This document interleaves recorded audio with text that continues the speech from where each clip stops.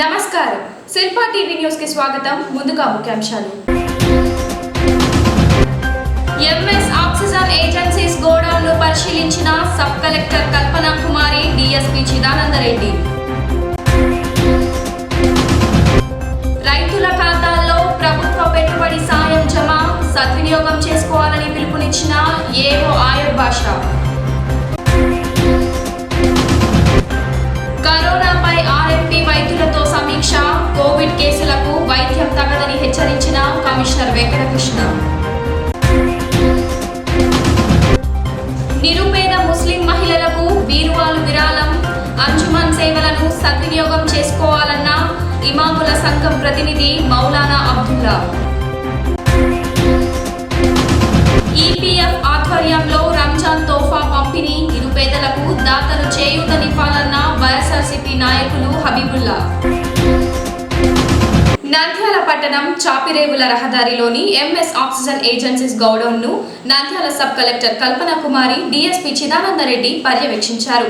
Tata steel నుంచి నంద్యాలకు వచ్చిన మెడికల్ ఆక్సిజన్ ట్యాంకర్ ను పరిశీలించి ఏజెన్సీ డీలర్లకు పలు సూచనలు చేశారు. చాపిరేవుల రోడ్డులోని MS oxygen agencies filling plant ను sub collector Kalpana Kumari, DSP Chidananda Reddy పరిశీలించారు. ఒడిశా రాష్ట్రం భువనేశ్వర్ నుంచి వచ్చిన ఆక్సిజన్ ట్యాంకర్ ను కెపాసిటీని వారు పరిశీలించారు. నంద్యాల నుంచి మెడికల్ ఆక్సిజన్ అనంతపురం ప్రభుత్వ వైద్యశాలకు వెళుతున్నట్లు సబ్ కలెక్టర్ మీడియాకు చెప్పారు. నంద్యాల కోవిడ్ కేర్ సెంటర్ కు రావాల్సిన వాటా అనంతరం ఆక్సిజన్ ను అనంతపురం తరలిస్తున్నట్లు చెప్పారు.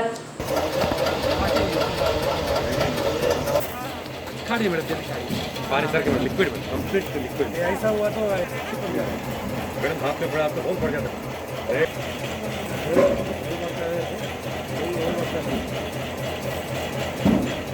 సో ఈరోజు మనకు షిఫ్ట్ వచ్చి గ్యాసెస్ ఏజెన్సీ వాళ్ళు భువనేశ్వర్ నుంచి గ్యాసెస్ పంపించారు. సో ఇప్పుడు సరిగా సప్లై ఇచ్చారా లేదా దానివల్ల ఇప్పుడు నేను ఇక్కడే వచ్చాను. ఇక్కడ నుంచి ఇది అనంతపురం గవర్నమెంట్ హాస్పిటల్కి వెళ్తుంది ఈ గ్యాస్ సప్లైస్ వాళ్ళు. సో మన షేర్ దాంట్లో వాటెవర్ మన షేర్ ఉంది అదే మనము ఇక్కడ శేఖర్ ఎంటర్ప్రైజెస్ తర్వాత డిఎస్ నంద్యాలకి తీసుకున్నాము.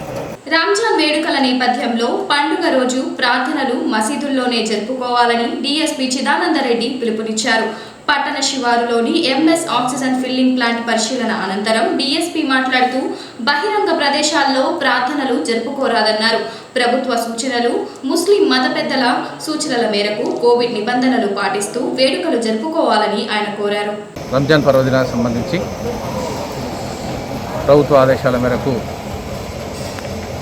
ఆ సూచనలన్నీ కూడా పాటించి బహిరంగ ప్రదేశాల్లో కాకుండా మసీదుల వద్ద తక్కువ సంఖ్యలో ప్రార్థనలు జరుపుకోవాలని ఈరోజు జరిగినటువంటి సమావేశంలో ముస్లిం పద పెద్దలు కూడా నిశ్చయించడం జరిగింది. దానికి అనుగుణంగా అందరూ ప్రార్థనలు చేసుకోవాలని విజ్ఞప్తి చేస్తుంది. ప్రభుత్వ ఆదేశాల మేరకు రంజాన్ నేపథ్యంలో ప్రార్థనలను మసీదుల్లోనే జరుపుకోవాలని 1వ పట్టణ సిఐ ఓబులేసు సూచించారు. కరోనా కట్టడి నేపథ్యంలో రంజాన్ వేడుకలపై ముస్లిం మత పెద్దలతో స్థానిక పోలీస్ స్టేషన్లో సమీక్ష నిర్వహించారు. ప్రభుత్వ ఆదేశాల మేరకు కోవిడ్ నిబంధనలు పాటిస్తూ మసీదుల్లోనే ప్రార్థనలు చేసుకోవాలన్నారు.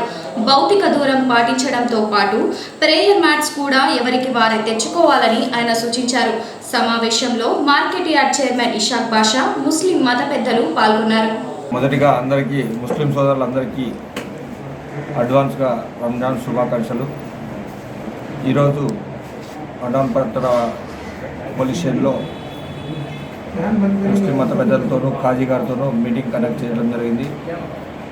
రాష్ట్ర ప్రభుత్వం నిర్ణయించిన మేరకు ప్రేయర్స్ వచ్చి ఓన్లీ మసీదుల్లోనే చేసుకునే రకంగా, అలాగే కరోనా నిబంధనలను పాటిస్తూ అంటే సోషల్ డిస్టెన్స్ మెయింటైన్ చేసుకునేటప్పుడు, అలాగే ప్రతి ఒక్కరూ మాస్క్ ధరించే రకంగా, అలాగే శానిటైజర్స్ యూజ్ చేసుకునే రకంగా చూడమని కోరడమైంది. దానికి వారు కూడా అంగీకరించి, అలాగే ప్రేయర్ చేసే టైంలో వాళ్ళకు సంబంధించిన ప్రేయర్ మ్యాట్స్ ఉంటాయి కదా, అవి కూడా వాళ్ళు ఇండివిజువల్గా తీసుకొని వచ్చే రకంగా చెప్పడం జరిగింది. అలాగే ప్రేయర్స్ కూడా డిఫరెంట్ టైమింగ్స్లో అంటే హ్యూజ్ గ్యాదరింగ్ లేకుండా డిఫరెంట్ గ్యాదరింగ్స్లో చేసుకునే రకంగా అంగీకరించడం జరిగింది. దీనివల్ల కరోనా వ్యాప్తిని చాలా వరకు నివారించే అవకాశం ఉంటుంది కాబట్టి వారు కూడా అందరూ దానికి అంగీకరించడం జరిగింది. కాబట్టి అందరికీ మరొకసారి రంజాన్ శుభాకాంక్షలు తెలియజేసుకుంటూ కరోనా బారిన పడకుండా అందరూ సహకరించవలసిందిగా కోరడం జరిగింది. ఈద్ ఉల్ ఫితర్ నమాజ్ పండుగ అవుతూ ఉంది. గవర్నమెంట్ తరఫున ఈద్ ఉల్ ఫితర్ నమాజు ఈద్గాలలో చేయడానికి ఆపేయడం జరిగింది. మసీదులలోకి ఆంధ్రప్రదేశ్లో మసీదులలో మాత్రమే నమాజ్ చేసుకోవడానికి పర్మిషన్ జరిగింది. అది కూడా సోషల్ డిస్టెన్స్తో శానిటైజర్ మెయింటైన్ చేస్తూ ఎవరి జారీమాస్ వాళ్ళు తీసుకొని వచ్చేసి చేయాలి. అందుకని లోకల్ డిఎస్పీ గారు, మా సిఐ గారు అందరూ 2 సార్లు ఇప్పటికి మీటింగ్ చేయడం జరిగింది. ప్రతి మసీదులో వేరే టైమింగ్స్తో ఎక్కువ మంది గ్యాదర్ కాకోకుండా వేరే టైమింగ్స్తో ఒక్క మసీదులో 2 సార్లు, కొన్ని మసీదులలో 3 సార్లు నమాజు ఈద్ నమాజు చేయడానికి మేమందరం కలిసి ఆలోచన చేయడం జరిగింది. దీనివల్ల 3 సార్లు నమాజ్ చేయడం వల్ల ఒక్కటేసారి గ్యాదర్ అయ్యేదాని వల్ల వచ్చే ప్రాబ్లమ్ అవాయిడ్ చేసి 3 సార్లు నమాజ్ చేసుకోవడానికి వీలుంటుంది. సో నేను నంద్యాల మైనారిటీ ముస్లిం సోదరులకందరినీ నేను కోరుకునేది ఏమంటే అందరూ కూడా జాగ్రత్తతో ఈ కరోనా మహమ్మారిని పారదోలాలంటే డిస్టెన్స్ మెయింటైన్ చేయడం తప్పనిసరి. మాస్కులు వేసుకోవాలి, శానిటైజ్ చేసుకోవాలి, ఇంటి దగ్గరే వజూ చేసుకోవాలి. మనం నమాజ్ చేసే మన జానీమాజు మనమే తీసుకొని వచ్చేసి జాగ్రత్తగా నమాజ్ చేసుకోవాలి. तमाम भाइयों को इस बात की इत्तला दी जाती है कि इंशाअल्लाह 14 मई यानी जुमा के दिन ईद उल फितर की नमाज तमाम मसाजिद में अदा की जाएगी। हुकूमत के तरफ से ईद की नमाज जो है ईदगाहों में अदा करने की इजाज़त नहीं है। आप सभी हजरात जानते हैं कि मसाजिद में भी इसका ऐलान किया गया था। अब चूँकि ईदगाह में नमाज अदा करने की इजाज़त नहीं है और हुकूमत ने जो है मस्जिद में ज़्यादा से ज़्यादा 50 लोगों को नमाज अदा करने की इजाज़त दी है, तो हम लोगों ने बड़ों के साथ मशवरा करके, शहर के बड़े लोगों के साथ मशवरा करके ये तय किया है कि हर मस्जिद में जो है जमात 2-3 मरहलों में, यानी चंद मसाजिद में 6:30, चंद मसाजिद में 7:30, 8:30, इस तरह जो है नमाज ईद उल फितर की अदा की जाएगी। तो आप तमाम हजरात से मैं गुजारिश करता हूँ कि अपने मोहल्ले की मस्जिद में नमाज अदा करने की कोशिश करें। నంద్యాల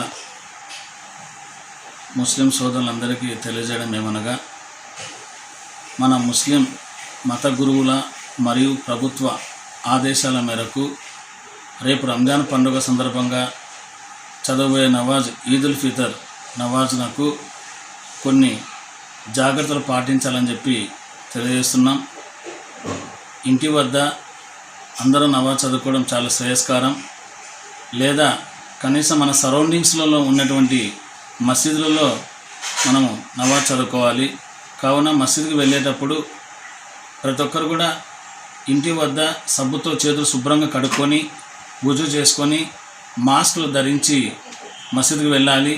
అదేవిధంగా మసీదులో కూడా సోషల్ డిస్టెన్స్ను పాటిస్తూ మనం నమాజ్ చదువుకోవాలి.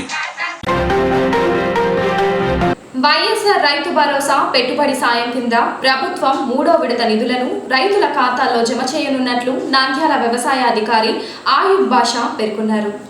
రాష్ట్ర ప్రభుత్వ వాటా 5,500 రూపాయలు క్రింద ప్రభుత్వం నుంచి పీఎం కిసాన్ క్రింద 2,000 రూపాయలు పెట్టుబడి సాయం అందజేయనున్నట్లు చెప్పారు.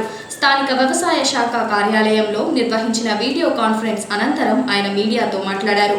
వైఎస్ఆర్ రైతు భరోసా క్రింద 3వ విడత పెట్టుబడి సాయాన్ని రాష్ట్ర ముఖ్యమంత్రి వైఎస్ జగన్మోహన్ రెడ్డి లాంఛనంగా ప్రారంభించినట్లు చెప్పారు.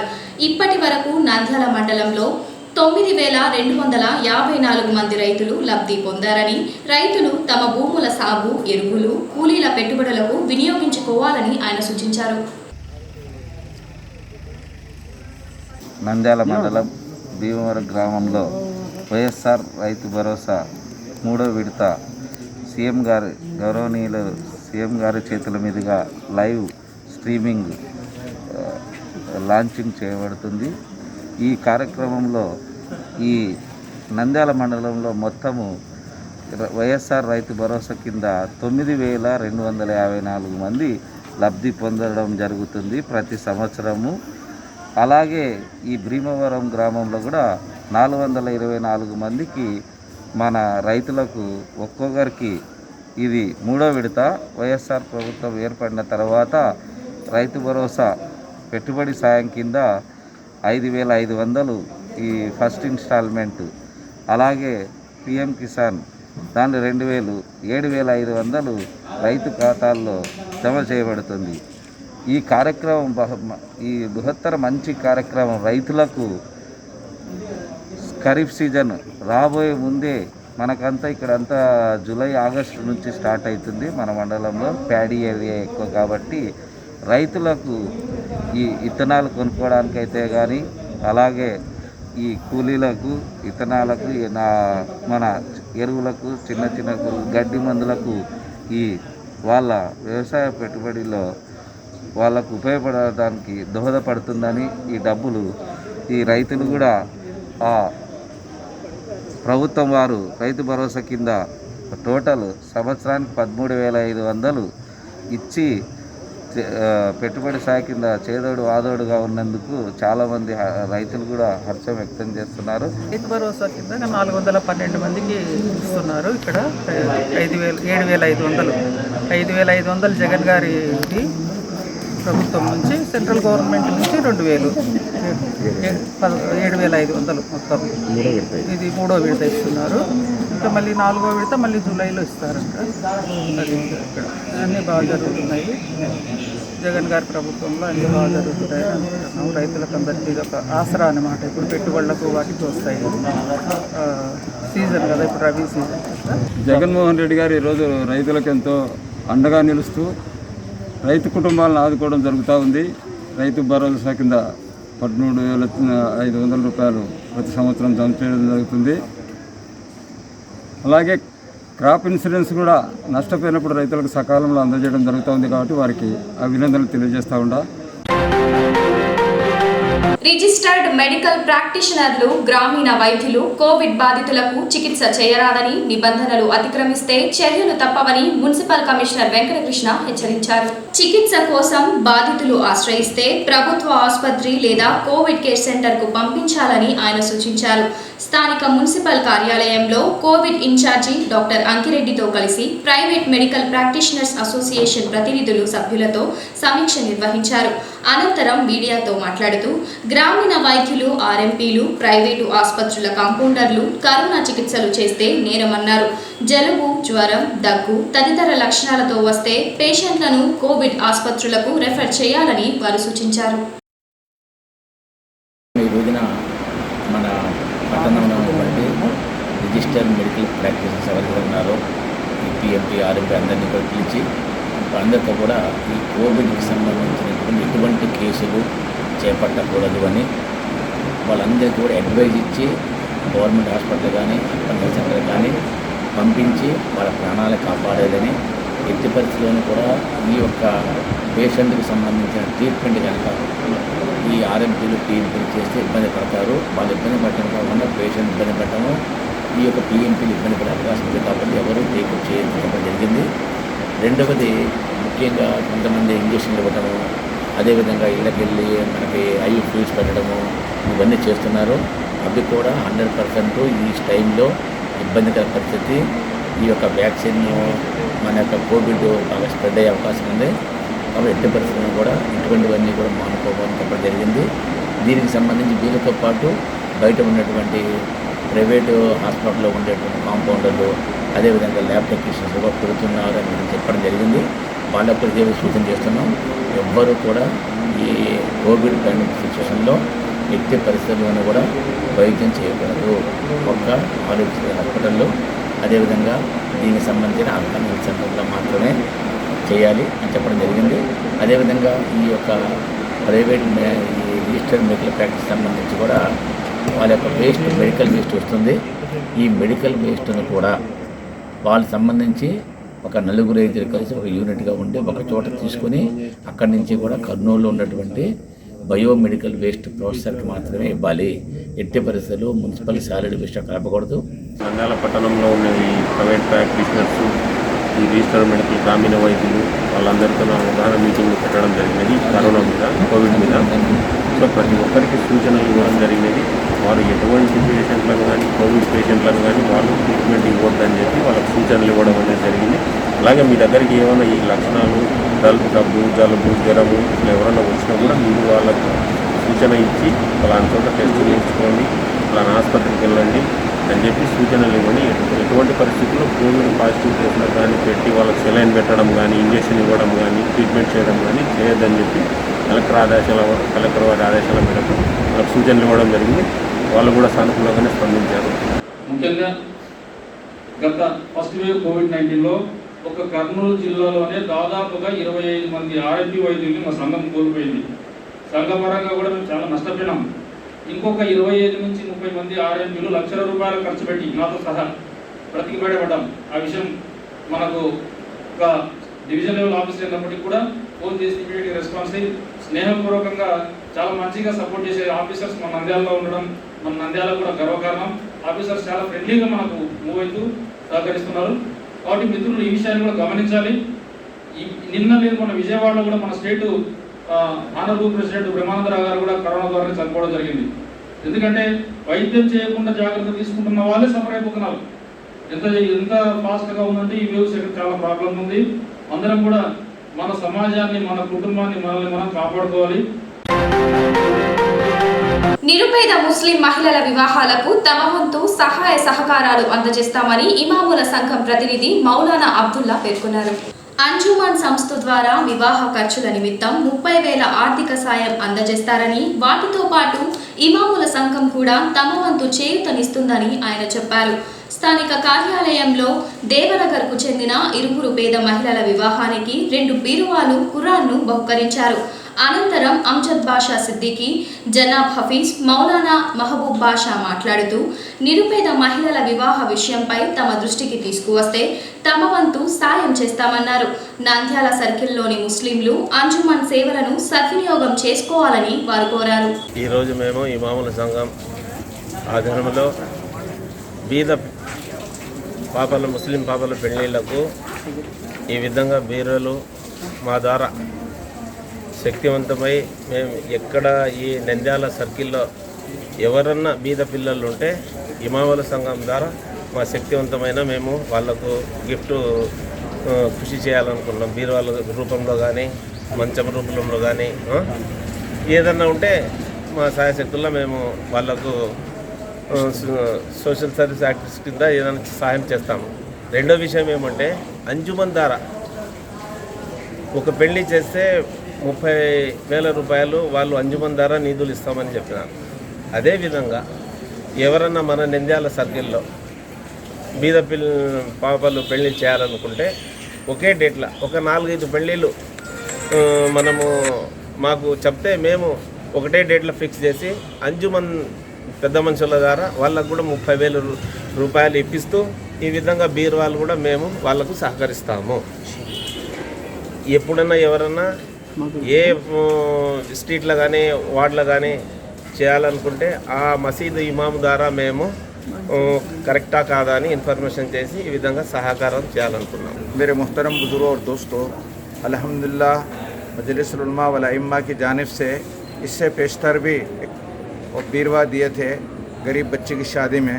अल्हम्दुलिल्लाह इस वक्त भी मौलाना अब्दुल्ला साहब अबू बकर मस्जिद की जानिब से 2 बीरवे गरीब बच्चों की शादी के लिए दे गए हैं. ये मजलिसुल उलमा वल अइम्मा के सदर मजलिसुल उलमा वल अइम्मा के साथ हाफिज़ क़ाज़ी अमजद बाशा सिद्दीकी, अल्हम्दुलिल्लाह बहुत बड़ी मेहनत है उनकी कि मजलिस का नाम तो है लेकिन काम तो उन्हीं का है अल्हम्दुलिल्लाह. और भी बहुत से लोग दरख्वास्त कर रहे हैं, उनको भी दिया जाता है. सबसे पूरे लोगों शहर नंद्याल वाले से मेरी दरख्वास्त है, कोई भी रहंदे आकर मजलिस वाले उनसे दरख्वास्त करेंगे तो उनको दिए जाएंगे.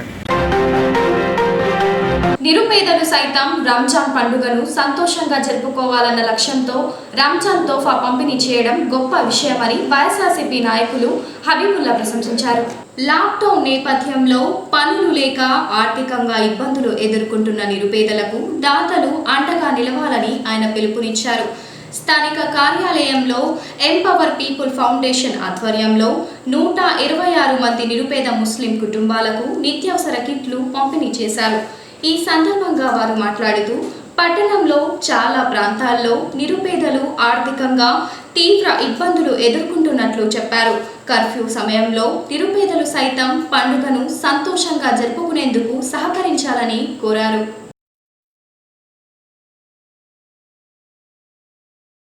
ఈరోజు నంద్యాల పట్టణంలోని స్థానిక నడిగడ్డలో ఎంపవర్ పీపుల్ ఫౌండేషన్ ఆఫీస్లో పేద ప్రజల కోసము రంజాన్ పండుగ సందర్భంగా ఈద్ కిట్లు పంచడం జరుగుతుంది. ఇది చాలా శుభ సందర్భము. వీళ్ళకి అభినందిస్తున్నాను నేను empower people foundation chairman, vice chairman, committee members అందరికీ. ఎందుకంటే ఈ రంజాన్ నెలలో చాలా వరకు ఈ లాక్డౌన్ సందర్భంగా కూడా ప్రజలు ఇబ్బందులు పడుతున్నారు. పనులు లేక, డబ్బులు లేక, ఏదన్నా మనం కొనుక్కోవాలి, పండుగ చేసుకోవాలన్నా కానీ ఇబ్బంది ఉంది. అది దృష్టిలో పెట్టుకొని ఏదో తోచినంత వరకు వాళ్ళకు మనం సాయం చేస్తే ప్రజలు వాళ్ళు కూడా ఇంట్లో రంజాన్ మాసంలోని పండుగ సుఖ సంతోషంతో జరుపుకుంటారని ఆశిస్తూ ఎంపవర్ పీపుల్ ఫౌండేషన్ వారు ఈ నిర్ణయం తీసుకోవడము చాలా మంచి సందర్భము. చాలా ఏరియాల్లో చాలా ప్రజలు ఉన్నారు. అందరూ ధనవంతులు ముందుకు వచ్చేసి ఎవరెవరైతే వాళ్ళ దగ్గర డబ్బులు ఉన్నాయో వాళ్ళు పేద ప్రజలకు ఈ లాక్డౌన్ సమయంలో అందరికీ సహకరిస్తే వాళ్ళు కూడా పండుగ సుఖ సంతోషాలకు జరుపుకుంటారని నేను కోరుకుంటున్నాను. ఈ ఈద్ కిట్ లాస్ట్ ఇయర్ కూడా ఎంపవర్ పీపుల్ ఫౌండేషన్ తరపు నుంచి వీళ్ళు చేశారు. అదేవిధంగా ఈ సంవత్సరం కూడా పండుగ సందర్భంగా ఈద్ కిట్ పంపిణీ చేస్తున్నారు. ఇది మంచి పని. ఇలాంటి మంచి పనులకు అందరూ సహకరించాలి.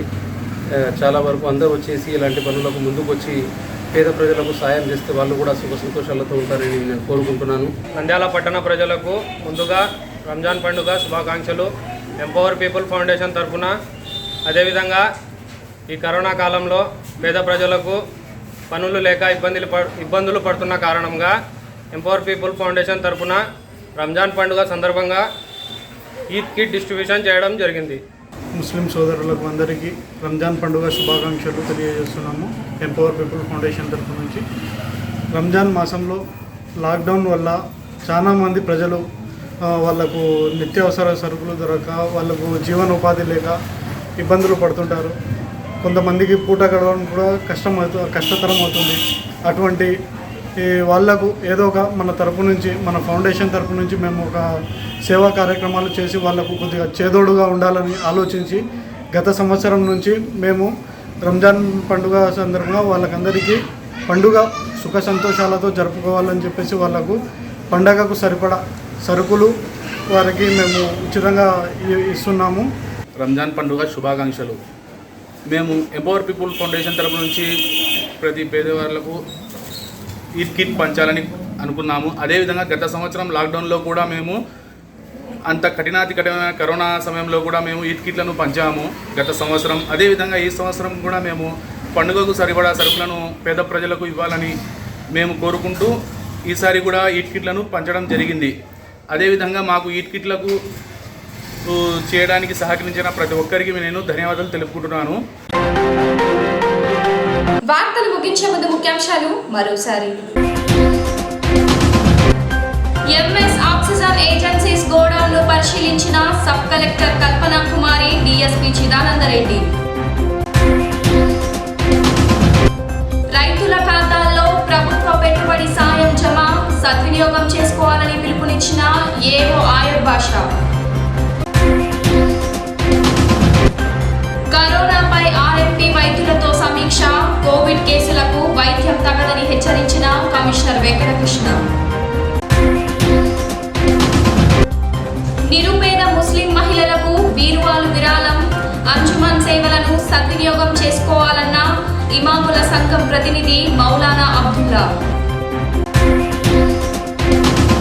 ఈపీఎఫ్ ఆధ్వర్యంలో రంజాన్ తోఫా పంపిణీ, నిరుపేదలకు దాతలు చేయూతనివ్వాలన్న వైఎస్ఆర్సీపీ నాయకులు హబీబుల్లా. ఈ వార్తలు ఇంతటితో సమాప్తం. నమస్కారం.